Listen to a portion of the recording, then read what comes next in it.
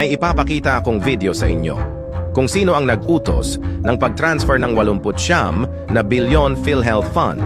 Maaring nakita nyo na ang video na ito, pero hindi nyo lang pinansin ng husto. So legally, lusot kayo. But for me, morally, unacceptable po itong pag-transfer. Dahil marami pang nag-iingalo. Mga kababayan natin, walang pambayad sa hospital. But Senator, I am just an ordinary member of this government. I was asked to do something. How can I go against it? Then Senator, one more thing before I read my very brief opening statement. No, again with regards to the 89.9 billion, because you know it's not only you, Honorable Senator, it's not only Honorable Rafi Tulfo.